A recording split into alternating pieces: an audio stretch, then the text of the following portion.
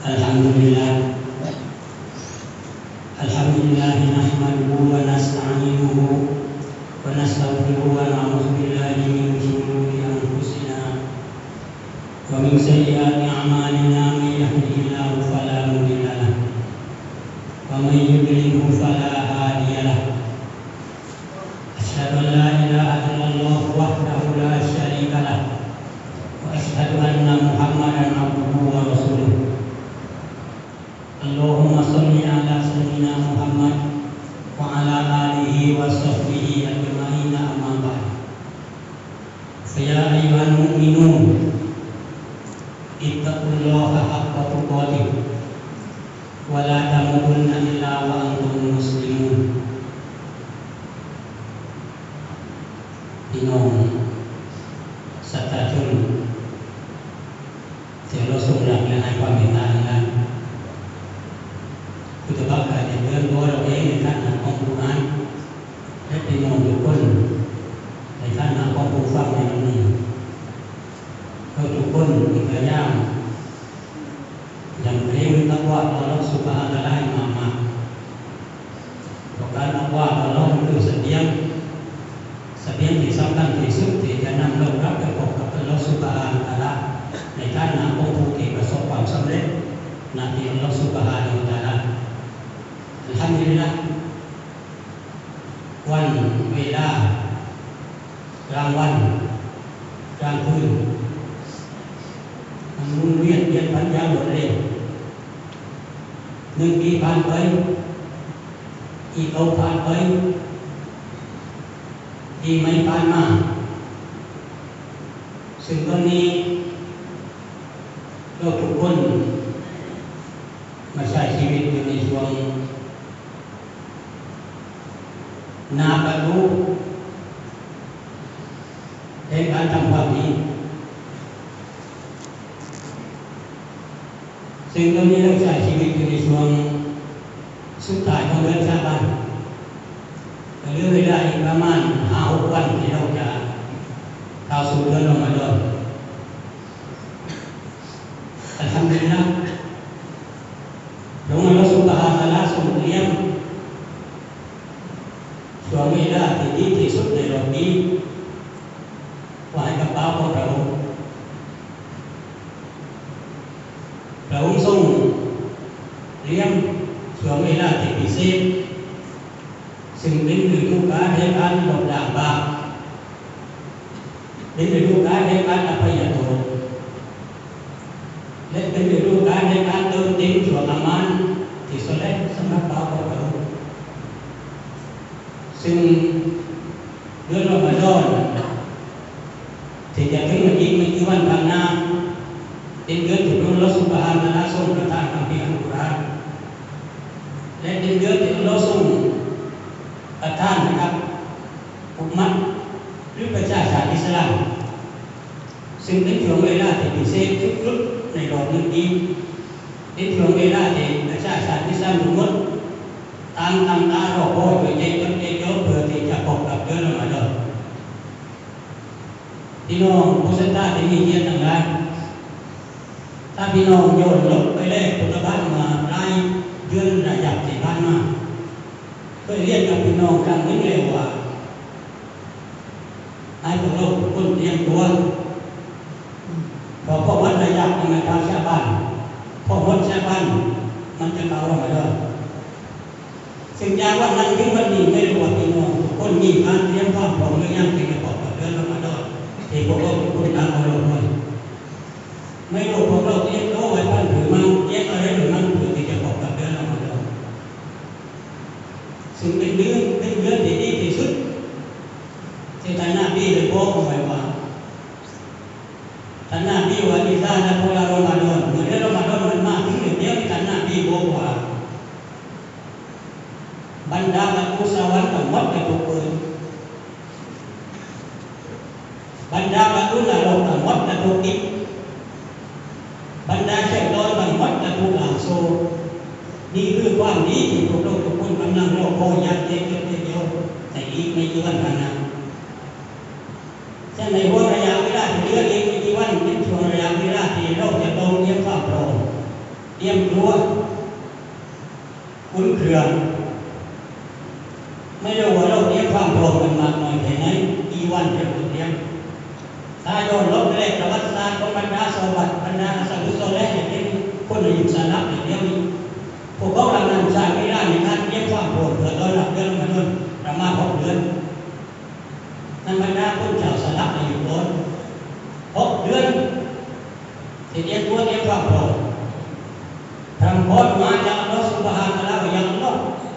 ท่านคือปกป้องรักษาให้เราอย่างเดียวนี้ได้มีโอกาสได้พบกับเดือนรอมฎอนที่6 เดือนทางนั้นคือ6 เดือนที่พวกเขานั้นเองพอเข้าสู่เดือนรอมฎอนพวกเขานั้นก็มุ่งมั่นในการทำความดีมุ่งมั่นในการปฏิบัติอามัลที่สุดและให้มากที่สุด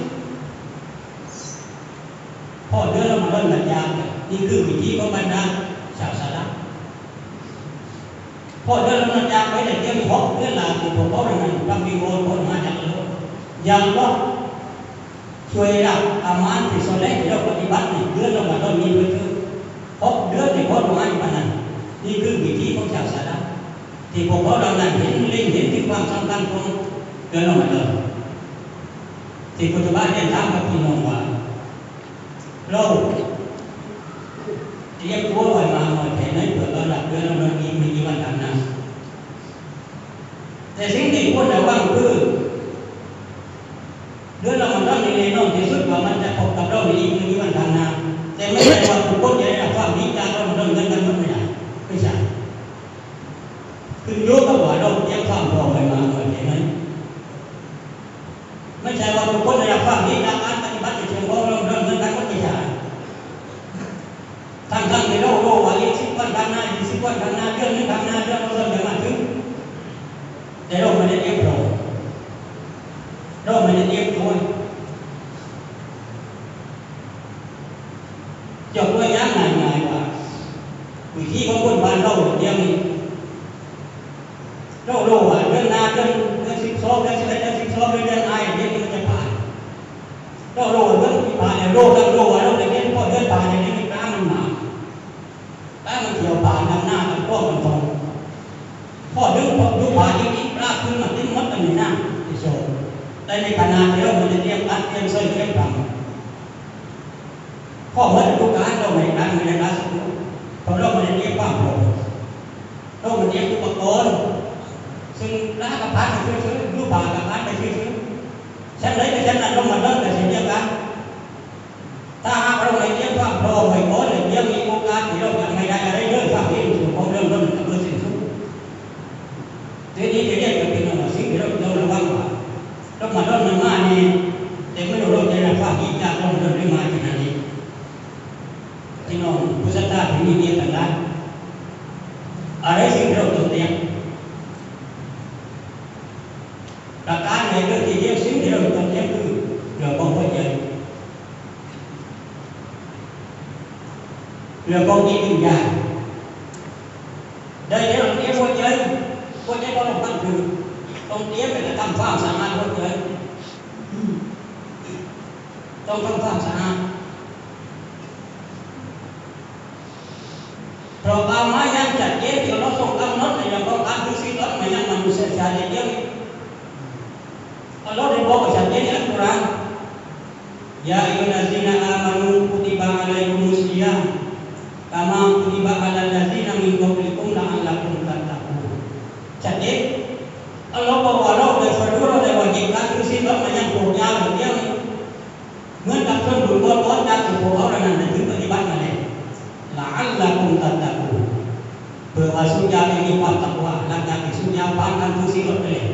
สุญญาจะเป็นชาตินี้มีตักวาในหัวใจแน่นอนที่สุดเรื่องของตักวาในหัวใจสันนาที่พอเรียนเรื่องตักวาสันนาที่มีชีวิตหัวใจอัตตักวาฮะอัตตักวาเป็นเรื่องของหัวใจตักวานี่ต่างหากที่เราจะต้องเตรียมหัวใจของเราเตรียมทำความสะอาดหัวใจของเราแต่หัวใจของเรามันครบรอบบ้านคือในตัวบ้านเราสร้างความสะอาดครบรอบ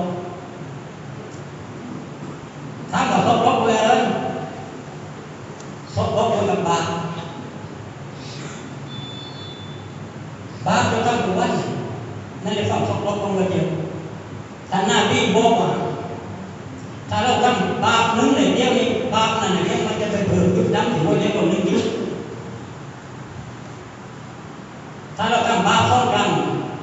มันจะไปเพิ่มจุดดำของเราในหัวใจของเรานึงยุดถ้าทำถูกวันในนอนจะสุดว่าจุดดำในหัวใจของเรามันเพิ่มมากขึ้นพอเพิ่มมากขึ้นในนอนจะสุดพอดำต่างกันเป็นเรื่องยากนี่คือสิ่งที่เราจะต้องทำความสะอาดหัวใจโอดเป็นเรื่องนี้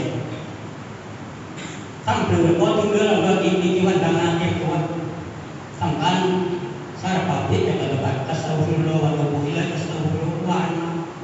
พอตบัดสารพัดที่เราได้ตบัดให้เราลดล้างบาปหัวใจของเราที่เป็นจุดดำหัวใจเราออกไปหมดถ้าหากว่าเราไม่ลดล้างบาปความเป็นบาปหัวใจของเราเดี๋ยวนี้พวกทุกสิ่งทุกอย่างไม่รู้ว่ามันจะกลับไปไหมเราจะเปลี่ยนแปลงการดำเนินชีวิตของเราไหมหลังจากที่เรามาเดินผ่านโลกนี้นั่นประการนี้ที่เราจะต้องเตรียมประการที่สองคือร่างกายในนอกที่สุดเลยว่าการดูสิ่งเราต้องใช้ร่างกายก็จะต้องเตรียมอุ่นเครื่องพอถ้าหากว่าเราไม่เตรียมอย่างนั้นในนอกที่สุดวนมาเลยพี่น้องซึ่งถ้าหากว่าไม่เคยดูสิ่งเราสุนัขไม่เคยเตรียมมาพอวนมาเลยนี่เสพโถมั้งเสพกระเพาะมั้งเสพลำไส้นี่คือสิ่งที่กระทบและโดยเฉพาะอย่างยิ่งเร็วบรรดาผู้คนที่มีโรคประจำตัวที่ต้องกินยาประจำวัน3 มื้อ3 ครั้งทั้งอาหารก็ต้องมีไปบอกแพทย์ไปบอกหมอแต่ปรึกษาว่าเราจะซื้อซีรถในเรื่องการงานอย่างเดียวนี้รับปันหรือมังยายาล้างอาหารเช้าตัวไหวล้างตัวได้มาล้างอาหารตัวล้างอาหารเที่ยงกับล้างมื้อค่ำในเดียวไปรวมกันได้มาต้องปรึกษาแพทย์โดยทำการซีรถเราไม่กระทบการกินยาของเราไม่กระทบกับการดูซีรถนี่คือเรื่องที่ตรงนี้ในเรื่องของร่างกายอันที่3คือเรื่องของทรัพย์สิน